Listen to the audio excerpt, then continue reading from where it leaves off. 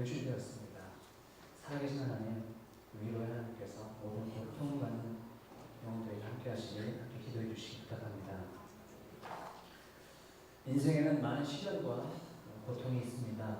고통 없이 살면 좋겠지만 누구라도 각자의 삶에 다 고난이 있고 개인뿐만 아니라 한 국가나 사회 또는 인류가 함께 겪게 되는 고통과 슬픔도 분명히 있습니다.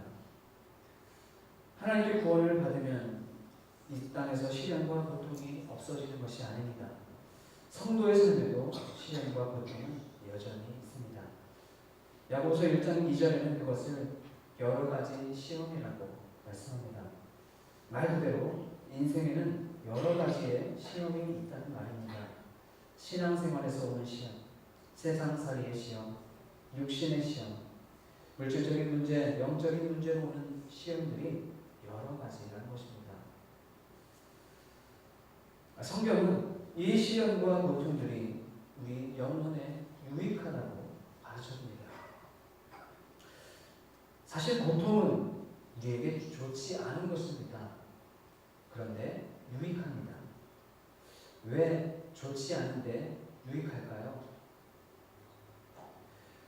좋지 않은 것을 느껴야 좋은 것을 찾으려고 하기 때문입니다. 고통이 느껴져야 고통을 벗어날 길을 찾게 되는 것입니다. 우리 몸도 그렇지 않습니까? 우리 몸 어딘가에 이상이 생겨 통증이 온다면 그 통증은 아프지만 유익한 것입니다. 그 부위가 잘못되었고 빨리 치료해야 한다는 신호이기 때문입니다. 통증이 싫다고 해서 통증이 사라져버린다면 몸이 상하고 골마 터져가도 서둘러 치료하려고 하지 않을 것입니다. 우리 인생의 고통도 마찬가지입니다. 하나님이 고통을 허락하신 이유는 통증의 신호를 통해서 문제를 찾고 그 문제를 바로잡아 온전하게 하시기 위함입니다. 가정의 고통은 가정이 병들었다는 신호이고 이 사회의 고통도 역시 사회가 상하고 병들었으며 제 기능을 상실해가는 신호입니다. 우리 인생살이의 고통은 우리 영혼의 건강에 이상이 왔다는 신호입니다. 통증을 느꼈다면 이제 해야 할 일은 빨리 치료하는 것입니다. 치료자를 찾아 썩은 것을 도려내고 터진 것을 봉합하고 치료약을 바르고 싸매야 합니다. 우리 영혼도 치료받으려면 참된 영혼의 치료자이신 하나님을 만나야 합니다. 그분의 진단과 치료를 받고 그분이 처방해 주신 대로 하라고 하신 대로 순종해야 합니다. 그러면 낫게 됩니다. 고통은 이렇게 우리를 치료자이신 하나님께 가까이 나아가게 만듭니다. 결과적으로는 우리를 구원으로 이끄는 것이 고통이지요. 그래서 성도는 고난 중에도 인내하며 여러 가지 시험을 당해도 온전히 기뻐할 수 있다고 말씀하신 것입니다. 그러므로 성숙한 믿음의 사람은 고통을 느낄 때에 그저 괴로워만 하는 것이 아니라 그 통증의 원인과 해결 방법을 찾으려고 합니다. 여러분, 우리 인생의 시험과 고통의 원인은 무엇입니까? 바로 자기 죄 때문입니다. 오늘 보면 14절, 15절 말씀입니다. 오직 각 사람이 시험을 받는 것은 자기 욕심에 끌려 미혹됨이니 욕심이 잉태한 즉 죄를 낳고 죄가 장성한 즉 사망을 낳느니라. 인생의 많은 고통 중에서도 가장 큰 고통이라면 아마 죽음을 경험할 때일 것입니다. 죽음이 가장 두려운 대상이고 타인의 죽음을 볼 때도 가장 큰 비통함을 우리도 느끼지 않습니까? 죽음은 고통 가운데 가장 선두에 있을 뿐만 아니라 모든 고통은 사실 다 죽음의 흔적들입니다. 그런데 가장 큰 고통인 이 죽음은 어디서 온다고 말씀합니까? 시험이 어디서 옵니까? 시험은 자기 욕심에서 오는 것입니다. 죽음도 욕심이 잉태한 죄에서 나온 것입니다. 죽음의 원인은 바로 자기 죄악입니다. 다른 누구의 잘못이 아니라 바로 자기 죄악, 내 죄악 때문입니다. 성숙한 사람은 고통의 증상들을 목도하며 자기 죄악을 먼저 살펴봅니다. 가정의 통증에 대해서는 가족 구성원으로서의 자기 죄악을 살핍니다. 나라의 통증에 대해서는 국민으로서 자기 죄악을 살핍니다. 교회의 성도로서, 직장의 직원으로서, 하나님 앞에 한 영혼으로서 자기 죄악 때문에 이 고통들이 왔음을 기억합니다. 내 죄악이 나 자신의 고통만 가져온 게 아닙니다.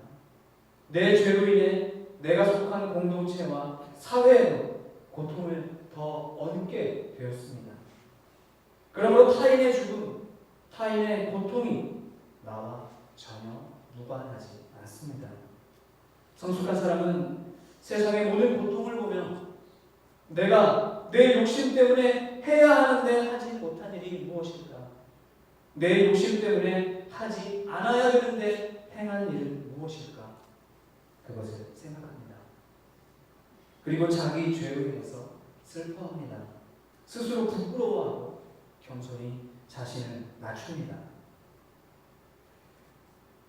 그러나 성숙하지 못한 사람은 고통과 죽음 앞에서 문제의 원인을 내 안에서 찾지 않고 외부에서 찾으려고 합니다. 내가 문제가 있어서가 아니라 다른 사람에게 문제가 있어서, 이 공동체에 문제가 있어서, 이 사회에 문제가 있어서 고통이 찾아왔다고 변명하는 것입니다. 여러분, 이런 핑계와 변명은 죽음의 언어입니다. 죽음에 속한 자가 뱉어내는 말들입니다. 이렇게 고통에 대한 책임, 자기 죄악에 대한 책임을 회피하려고 하는 태도는 최초의 인류부터 지금 우리까지 모든 죄인들의 한결같은 모습입니다. 아담과 하와를 보십시오. 그들은 하나님께서 먹으면 정령 죽으리라고 말씀하신 선악과를 먹고 정령 죽게 되었습니다. 육신은 살아있을지 몰라도 하나님 앞에 불순종한 순간 죄악에 빠져서 1인 사망한 자나 다름없는 상태였습니다. 그런 그들에게 하나님이 오셔서 금지한 나무 열매를 너희가 먹었느냐고 물으셨습니다. 그때 아담이 이렇게 대답합니다. 창세기 3장 12절입니다. 아담이 이르되 하나님이 주셔서 나와 함께 있게 하신 여자 그가 그 나무 열매를 내게 주므로 내가 먹었나이다. 아담으로 인해 지금까지 온 인류에 죄악이 들어왔습니다. 그 모든 책임의 앞에 있는 아담은 자신의 잘못에 대해서 이렇게 변명합니다. 자기가 나무 열매를 먹은 이유, 이제 자기가 죽음이라는 고통에 처하게 된 원인, 온 인류가 원죄에 빠지게 된 그 원인을 자기 욕심과 자기 죄악이 아닌 다른 데서 찾고 있습니다. 변명과 핑계를 찾고 있습니다. 바로 여자에게 그 책임을 전가하려고 시도한 것이죠. 여자 그가 그 나무 열매를 줘서 그 여자가 나를 유혹해서 먹었다는 것입니다. 그러니 내 고통과 죽음의 책임은 내게 있는 것이 아니라 이 여자에게 있다고 말하는 것이죠. 여자도 마찬가지입니다. 창세기 3장 13절에 여자도 역시 자기의 고통과 죽음에 대한 책임은 자기를 유혹한 뱀에게 있다고 변명하고 있습니다. 선악과를 먹고 이미 죽은 것이나 다름없는 인간은 그 입에서도 핑계와 변명, 책임 전가라는 죽음의 언어들을 뱉어내기 시작한 것입니다. 이런 핑계와 변명, 책임 전가는 심지어 하나님에게로까지 향합니다. 남자는 하나님을 향해 그 여자는 바로 하나님이 주셔서 나와 함께한 여자라고 말합니다. 하나님이 여자를 주시지 않았다면, 그래서 그 여자가 나를 유혹하지 않았다면 좋았을 텐데, 하나님이 주셔서 내 죽음과 고통의 책임은 하나님께 있다는 말입니다. 오늘 본문을 보면 야고보서의 수신자들 가운데도 고통에 대해서 아담과 똑같은 태도로 반응했던 사람들이 있었음을 알 수 있습니다. 그들도 자기들의 고통을 자기 욕심과 자기 죄악에서 찾으려고 하지 않고 하나님께 책임을 전가하려고 했습니다. 13절에 보면 그들은 인생의 시험이 하나님께로부터 왔다고 주장했습니다. 그런데 이 시험이라는 단어는 죄를 유혹한다는 의미가 있습니다. 다시 말해서 그들은 자기들이 죄를 짓게 된 것도 하나님이 죄를 짓도록 유혹해서 그렇게 되었다고 말한 것입니다. 또 그들은 다른 이웃에게도 책임을 전가하고 서로 비판했습니다. 지난 시간에 말씀드렸던 것처럼 당시 교회 안에는 성도들끼리 다툼과 분쟁이 많았습니다. 왜 교회 안에서 다투고 갈라졌겠습니까? 모든 문제의 책임을 내가 아닌 상대방에게서 찾고 서로 책임을 전가하기에 바빴기 때문입니다. 그러니 늘 다투지 않겠습니까? 그런데 여러분, 이런 모습은 오늘 이 시대에 우리를 비롯해서 성숙하지 못한 모든 사람들까지도 마찬가지 아닙니까? 세상에서 벌어지는 비극과 고통을 목도하면서 우리는 자기 욕심을 부끄러워하고 자기 죄악을 슬퍼하기보다 다른 사람에게 책임을 전가하기에 바쁩니다. 너 때문에 이런 비극이 일어났다고, 너 때문에 우리 가정, 우리 교회, 우리 공동체가 이런 큰 고통을 받고 있다고, 너 때문이라고 말합니다. 또 하나님께 원망합니다. 하나님이 계시다면, 하나님이 사랑이시라면 어떻게 우리에게 이런 비극이 일어날 수 있는가? 하나님이 계시다면 왜 고통이 존재하는가? 그러면서 자기 자신은 세상에서 벌어지는 고통과 비극에 대해 아무 책임도 없는 것처럼 한 발짝 물러나려고 합니다. 그러나 사랑하는 여러분, 속으면 안 됩니다. 나의 욕심과 죄악이 이 고통들을 낳았습니다. 나의 욕심과 내 죄가 사망을 낳았습니다. 내 개인의 인생만 아니라 이 세상의 비극과 고통에 대한 책임도 내게 있습니다. 안타까운 죽음을 맞은 자들, 저 북한에 비참하게 사는 자들, 아프리카에 굶주린 자들, 이런 모든 인류의 통증은 바로 오늘 우리가 죄인이기 때문에 발생한 것입니다. 죄인 우리가 욕심을 잉태했고, 죄인 우리가 사망을 출산했습니다. 그러므로 우리는 세상의 고통과 비극에 대해 남을 판단할 심판자가 아니라 고통의 주범이며 피의자입니다. 우리는 상한 것이 아무것도 없습니다. 우리 자신은 희망도 기대할 만한 정도 전혀 없습니다. 전혀 의로움이 없습니다. 우리는 욕심을 따라 지내며 육체와 마음에 원하는 것만 하려고 하는 본질상 진노의 자녀였습니다.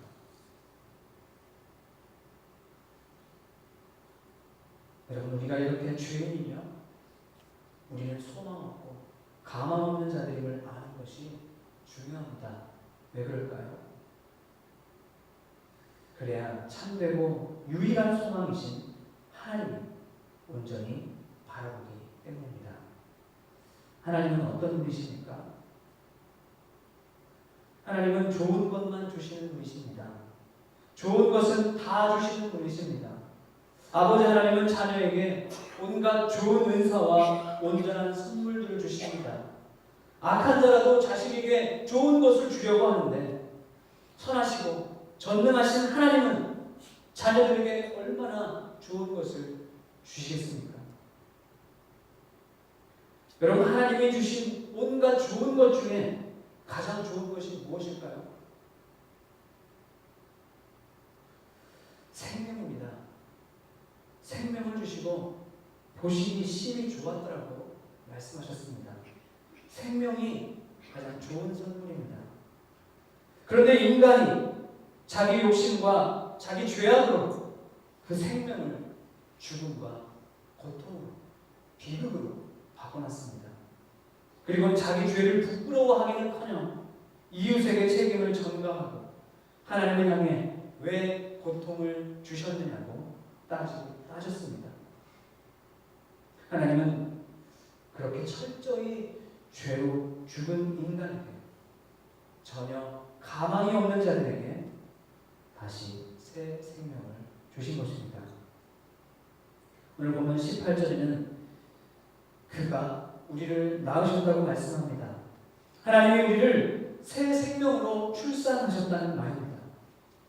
죄로 죽은 우리는 사망을 낳았는데 하나님은 그런 우리를 다시 새 생명으로 낳으신 것입니다. 하나님은 죽었던 우리를 다시 살리셨습니다. 죽은 자를 다시 살리는 능력은 오직 하나님께만 있습니다. 그러므로 오직 하나님만 이 땅의 유일한 소망이십니다. 그리고 이 새로운 생명은 하나님의 뜻을 따라서 주신 것입니다. 이 말은 우리의 노력은 조금도 더해진 것이 없이 오직 하나님의 은혜로만 되었다는 뜻입니다. 그러므로 우리는 오직 하나님만 의지해야 합니다. 여러분, 그런데 어떻게 죽은 우리가 다시 살아나는 일이 가능할까요? 어떻게 이런 일이 있을 수 있을까요? 예수 그리스도께서 부활의 첫 열매가 되셨기 때문입니다. 부활은 생명 사건입니다. 생명이 죽음을 이긴 신비의 사건입니다. 고린도전서 15장 51절에서 55절의 말씀을 읽어드리겠습니다. 보라, 내가 너희에게 비밀을 말하노니 우리가 다 잠잘 것이 아니요 마지막 나팔의 순식간에 호련히 다 변화되리니 나팔 소리가 나매 죽은 자들이 썩지 아니할 것으로 다시 살아나고 우리도 변화되리라. 이 썩을 것이 반드시 썩지 아니할 것을 입겠고 이 죽을 것이 죽지 아니함을 입으리로다.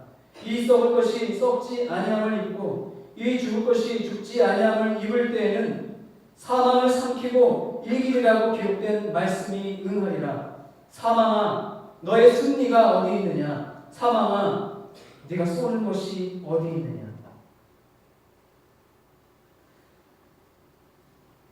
생명이 죽음을 이긴 이 생명 사건은 죄로 인해 죽은 모든 자들에게 승리의 희소식이 되었습니다.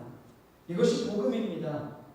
하나님은 진리의 말씀이신 예수님의 부활을 통해 우리를 새 생명으로 낳으신 것입니다. 그리고 예수님이 우리의 부활의 첫 열매가 되신 것처럼 이제 예수님을 통해 생명을 얻은 우리는 모든 피조물 중에 첫 열매가 되었습니다. 첫 열매는 무엇입니까? 첫 열매는 처음으로 하나님께 드려졌다는 뜻입니다. 그 말은 하나님께서 그 첫 열매를 시작으로 이제 더 많은 열매들을 거두시기 시작하셨다는 뜻이기도 합니다. 하나님께 새 생명을 얻은 우리는 이 세상의 첫 열매들입니다. 죽음에서 생명으로 옮겨진 첫 열매입니다. 하나님은 우리를 시작으로 세상의 고통과 죽음을 이제 새 생명으로 바꿔 가실 것입니다. 그러면 우리는 이제 무엇을 해야 할까요?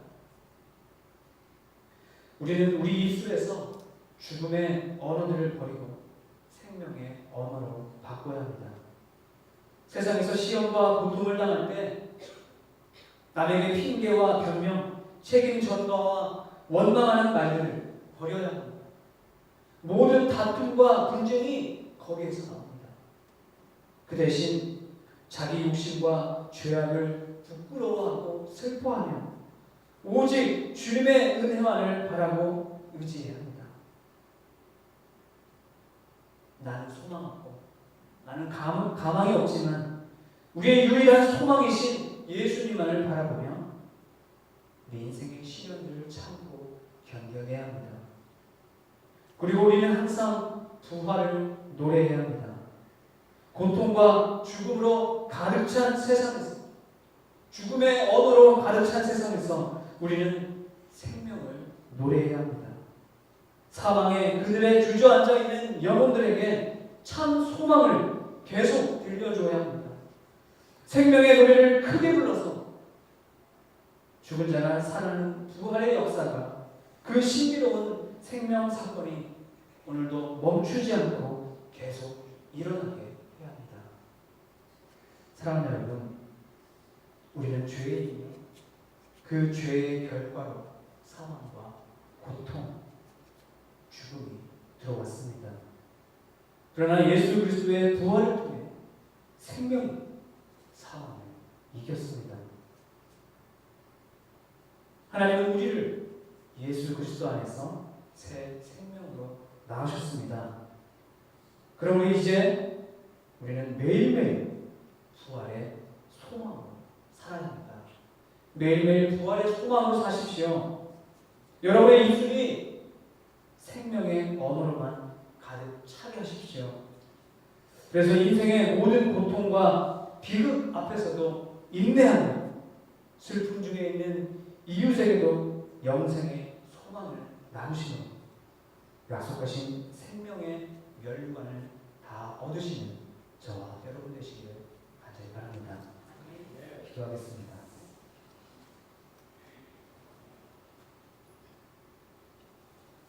고통과 죽음이 가득 찬 세상에서 사방의 언어로 넘쳐나는 이 세상 속에서 주여, 저희들이 하나님의 은혜로 얻은 이 놀라운 부활의 은혜 생명 사건을 기억하게 해주셔서 날마다 부활을 노래하며 생명을 노래하며 슬픔 중에 있는 이웃들에게 참 소망을 전하는 저희들이 되게 하여 주시옵소서. 그래서 저희도 생명의 면류관을 얻고 또 이웃에게도 그 생명을 나누는 복된 삶이 되게 하여 주시옵소서. 예수님의 이름으로 기도합니다. 아멘. 함께 일어나